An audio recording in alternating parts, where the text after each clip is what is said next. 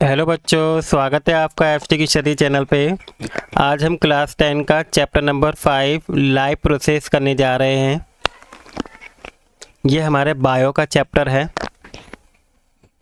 तो आइए हम इस चैप्टर को शुरू करते हैं। इस चैप्टर में हम लाइव प्रोसेस जानेंगे कि क्या होता है, रेस्पिरेशन के बारे में जानेंगे, न्यूट्रिशन। ये इसका एक चार्ट है जो हम इस एग्जाम चैप्टर में पढ़ेंगे, उसका ये एक चार्ट, फ्लो चार्ट बनाया हुआ है जिसको हम रीड करेंगे। ठीक है, एक्सक्रीशन, ट्रांसपोर्टेशन, इन सब के बारे में हम पढ़ेंगे। ठीक है, एक शॉर्ट चार्ट है ये इस चैप्टर का। तो हम इस शुरू करते हैं। सबसे पहले हम जानते हैं कि जो लाइफ प्रोसेस है वो होता क्या है। All living things perform certain life process. जितने भी लिविंग थिंग हैं वो अपने लाइफ प्रोसेस में कुछ परफॉर्मेंस करते हैं, जैसे कि growth, excretion, respiration and circulation. इन्हीं सब प्रोसेस को बोला जाता है life process. All the process like respiration, digestion which together keep the living organism alive, जिसकी वजह से जितने भी लिविंग ऑर्गेनिज्म है वो अलाइव रह पाते हैं और अब परफॉर्म कर पाते हैं जॉब ऑफ ए बॉडी, अपनी बॉडी को मेंटेनेंस कर पाते हैं। इसी प्रोसेस को हम लाइफ प्रोसेस कहते हैं।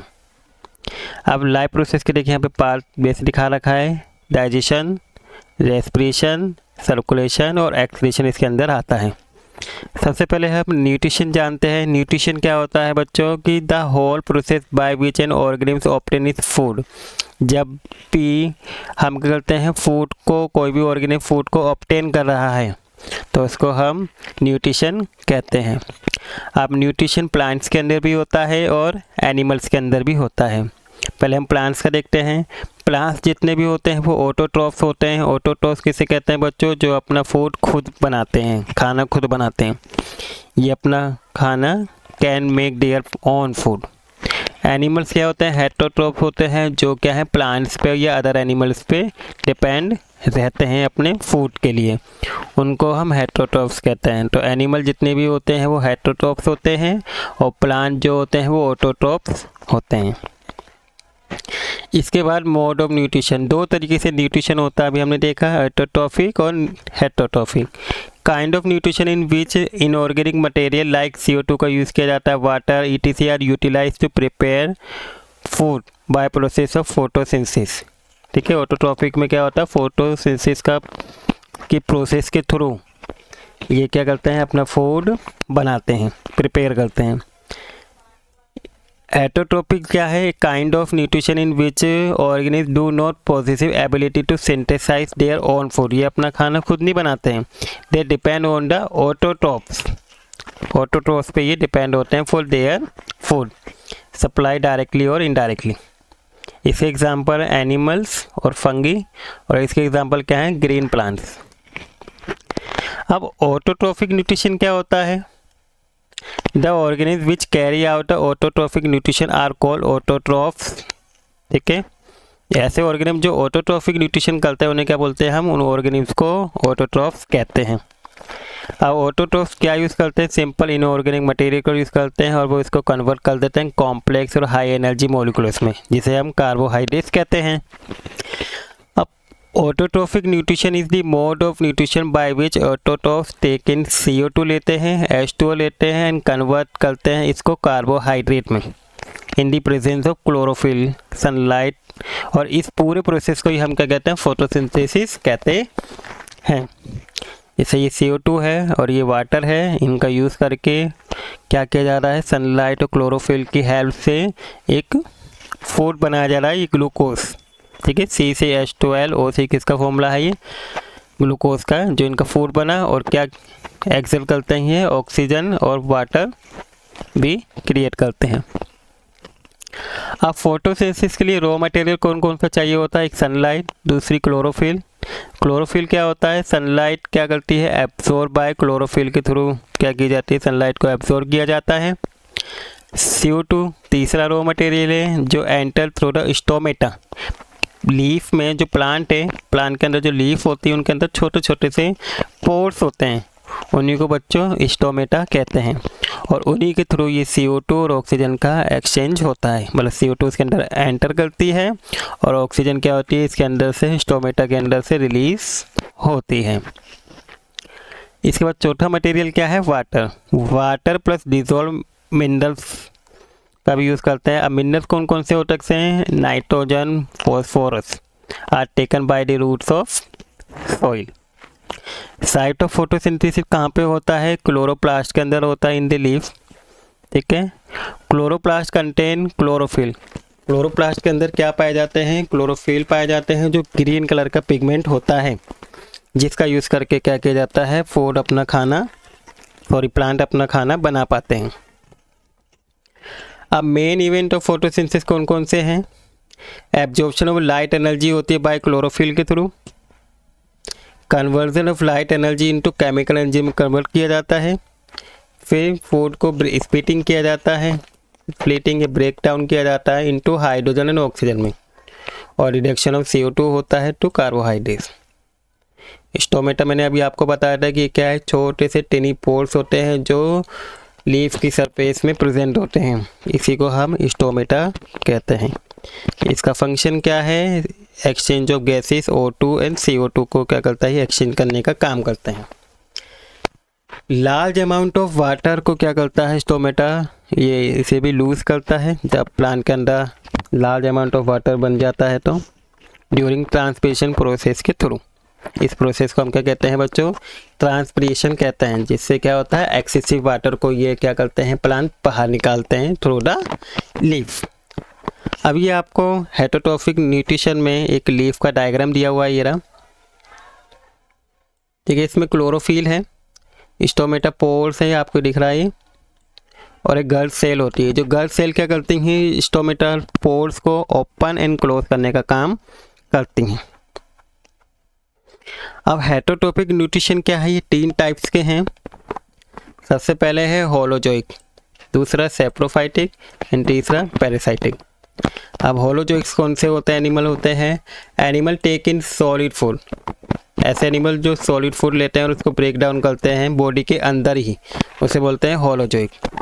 एग्जाम्पल जैसे अमीबा और एनिमल।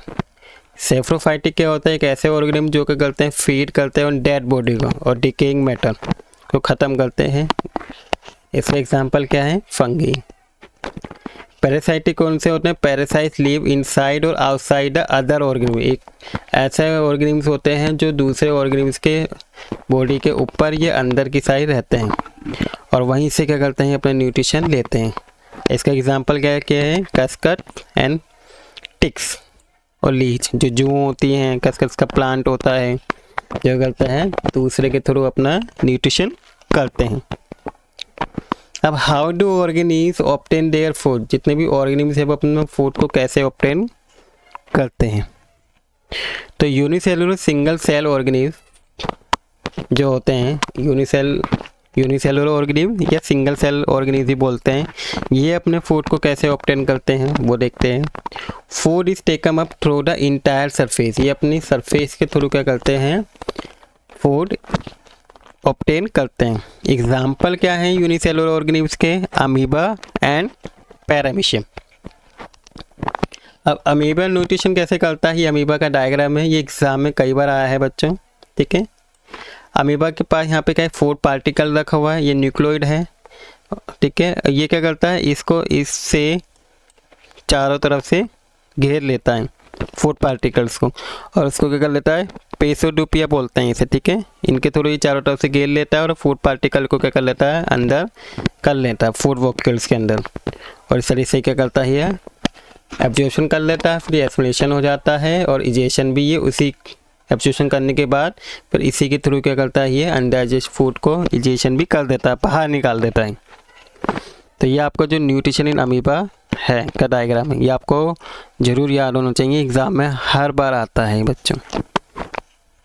इसके बाद पैरामीशियम भी क्या करते हैं, पैरामीशियम में किस तरीके से न्यूट्रिशन होता है। पैरामीशियम भी क्या है कि इंटरसेलुलर ऑर्गेनिज्म से takes in food at the specific spot which is move there by cilia, वो सीलिया जो उनके हेयर बोल सकते हैं, पैरामीशियम के हेयर होते हैं जिनको सीलिया बोला गया है, उसके थ्रू क्या करते हैं, ये फूड को टेक करते हैं। ठीक है, अब इसमें स्टेप्स कौन कौन से हैं, अब हम पढ़ेंगे स्टेप्स ऑफ न्यूट्रिशन इन हेटेरोटॉप्स। हेटेरोटॉप जैसे ह्यूमन्स हो गए, एनिमल्स हो गए, इनमें किस तरीके से न्यूट्रिशन होता है, उसके कौन कौन से स्टेप्स हैं। तो सबसे पहला स्टेप्स क्या होता है, इंजेशन होता है, मतलब कि हम फूड को इंटेक करते हैं। फिर डाइजेशन होता है, फूड को ब्रेक डाउन करना और कॉम्प्लेक्स मटेरियल से सिंपल मटेरियल में कन्वर्ट करना। एब्जॉर्प्शन में क्या होता है, जो भी मूवमेंट ऑफ डाइजेस्टिव फूड होना, ठीक है, डाइजेस्टिव फूड जो होता है उसका मूवमेंट करना। और यूटिलाइजेशन ऑफ फूड, एस्पिरेशन होता है चौथा प्रोसेस। और फिर जो वेस्टेज प्रोडक्ट बनता है उसको बॉडी से बाहर निकालना इजेशन कहलाता है। ठीक है, तो ये कुछ 5 प्रोसेस स्टेप्स हैं जो हमारे न्यूट्रिशन में होते हैं, जो आपको अच्छे से पता होने चाहिए। अब इसके बाद न्यूट्रिशन इन ह्यूमन बीइंग्स के अंदर किस तरीके से होता है। सबसे पहले माउथ है, माउथ के थ्रू क्या किया जाता है, फूड को इंटेक किया जाता है। फिर हम क्या करते हैं, फूड को च्यूइंग करते हैं, ग्राइंड करते हैं थ्रू द टीथ।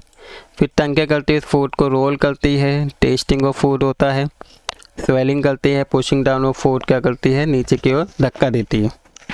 फिर वो वहाँ से सैलिवरी ग्लैंड होती है हमारी टंग्स में, जो क्या करती है, एक सैलिवा को सिक्रिएट करती है, म्यूकस, जिसमें स्टार्च शुगर होता है। इसके बाद फूड कहाँ जाता है, ओसोफेगस में जाता है टंग से। ओसोफेगस में क्या है, food from mouth to stomach में पहुंचाया जाता है फूड को। और किस मूवमेंट में पहुंचाया जाता है, पैरासिटिक मूवमेंट में। ये आपको ज़रूर पता हो कि जो फूड है वो टंग से ओसोफेगस